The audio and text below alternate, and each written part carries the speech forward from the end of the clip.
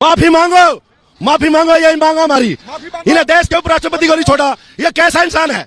ये कभी ऑर्डिनेंस फाड़ता है, कभी आंख मारता है संसद में, कभी जने प्रधानमंत्री को गले लगता है। ये सांसद होने की वो नहीं है।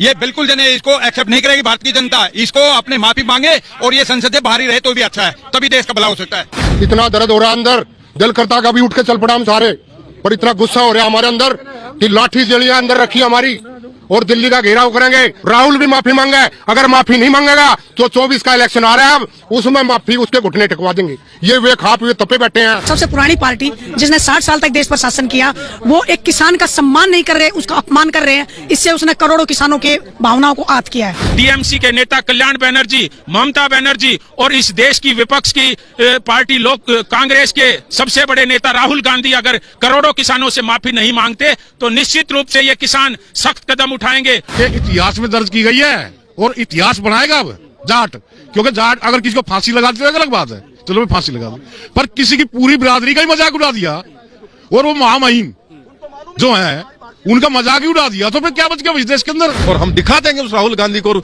टीएमसी के नेताओं को कि किस प्रकार किसान की केवल वोट नहीं, आज अगर उनको चैलेंज किया जाएगा वो ईंट का जवाब पत्थर से देना जानते हैं। जगदीप धनखड़ देश के सर्वोच्च पद पर बैठे हैं। वो कोई एक धनखड़ नहीं है, वो पूरे किसानों का स्वाभिमान है और उनका अपमान देश का किसान बर्दाश्त नहीं करेगा। बड़े बुजुर्ग जगदीप धनखड़ का अपमान हुआ है तो निश्चित रूप से हम इसका बदला लेंगे और इन लोगों को धूल चटा के मानेंगे। जाटों को आपने सुन लिया, अब मैं आपको बताता हूं कि इसका असर क्या होगा।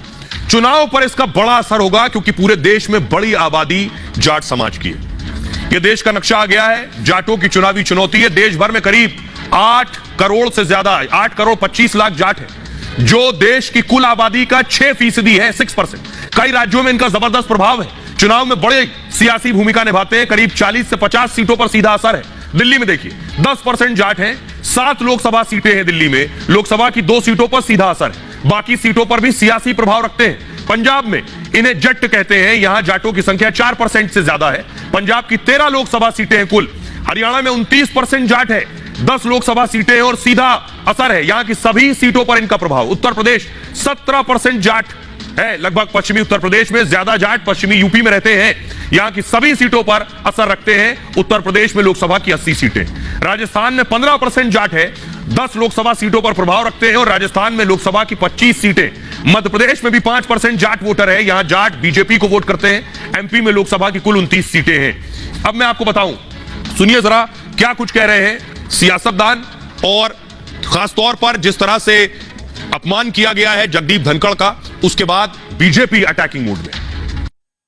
राहुल गांधी खुद नॉन सीरियस है, कोई राहुल गांधी को तो मना करना चाहिए कि ये उपराष्ट्रपति का मत करो इस ढंग से। उपराष्ट्रपति एक संवैधानिक पद पे व्यक्ति होता है, ये भी अगर राहुल गांधी को समझ में नहीं है तो समझदारी कब आएगी भगवान जाने। भारत के उपराष्ट्रपति जगदीप धनखड़ जी का मजाक उड़ाया है, उनको राज्यसभा सदस्यता से उनकी समाप्त कर देनी चाहिए और उनको किसी चिड़ियाघर में भर्ती करा देना चाहिए। ये मिमिक हमारा एक आर्ट है, उसमें प्राइम मिनिस्टर से लेकर अपोजिशन सबको मिमिक होते हैं, और यहाँ किसी ने ये नहीं कहा कि भाई ये धनखड़ जी की ऊपर मिमिक हो रहे हैं। राहुल गांधी जिस प्रकार से वहां वीडियो फिल्म बना रहे थे वो ज्यादा दुर्भाग्यपूर्ण है। जो ओबीसी कर रहे थे, आज तो ओबीसी के उपराष्ट्रपति किसके मजाक को, किस प्रकार से आप वीडियो बना रहे हैं, किस प्रकार से हंस रहे हैं आप, किस प्रकार से मजाक कर रहे हैं। पूरा ओबीसी समाज, पूरा देश का ओबीसी समाज इस बात को मन में बैठा के बैठा है और आने वाले समय में इनको सबक सिखाएगा। आपको तो पता भी नहीं चलता अगर राहुल की वीडियो में तो छवि नहीं टूटता तो शर्म आनी चाहिए, डूब के मर जाना चाहिए लोगों को, चाहे कल्याण बनर्जी हो चाहे राहुल गांधी हो।